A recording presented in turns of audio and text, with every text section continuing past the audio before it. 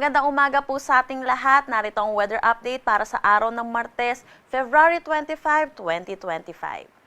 Sa ngayon, wala pa rin naman tayong minomonitor na anumang bagyo or low pressure area sa loob at labas ng ating Philippine Area of Responsibility. Pero meron tayong dalawang weather system na nakakaapekto dito sa ating bansa. Una na dito ang northeast monsoon or ang hanging amihan na umiiral dito sa May, Luzon.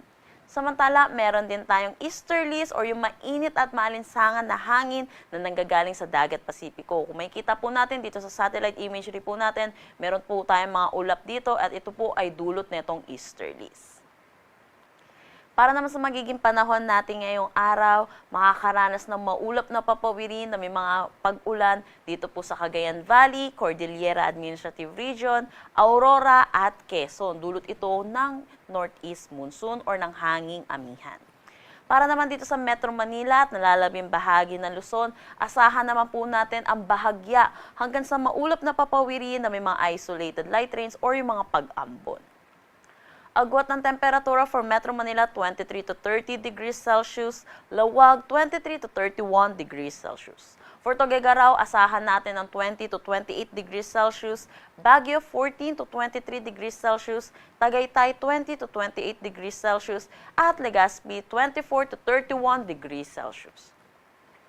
Inaasahan naman natin sa Palawan dahil po dito sa northeast monsoon natin, makakaranas naman din po sila ng maaliwalas na panahon na may mga isolated na mga pag-ambon. Agwat ng temperatura for Calayan Islands at Puerto Princesa, 26 to 31 degrees Celsius. Para naman dito sa may Visayas, kasama na ang Caraga, Northern Mindanao at Davao Region, inaasahan po natin para sa ngayong araw makakaranas sila ng maulap na papawiri na may mga kalat-kalat na pag-ulan, dulot ito ng easterlies.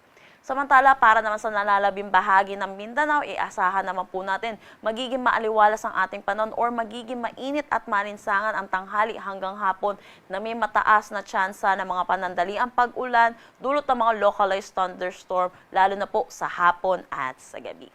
Sa ngayon, kung mapapansin natin, wala tayong shear line na nakakaapekto sa anumang parte ng ating bansa.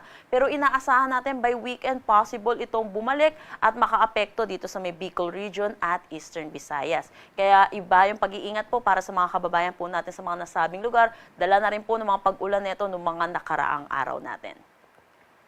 Agwat ng temperatura for Iloilo, Tacloban, Cagayan de Oro at Cebu, 24 to 30 degrees Celsius.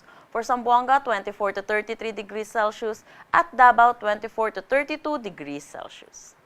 Meron po tayong nakataas na gale warning dito po sa may Batanes, Cagayan, including Babuyan Islands, Ilocos Norte, Ilocos Sur at Isabela. Dulot po ito ng bugso nitong northeast monsoon. Kaya pinapaalalahanan po natin mga kababayan po natin, lalo na po may mga sasakyan maliit pandagat na delikado po pumalaot dito po sa mga nasabi nating coastal waters.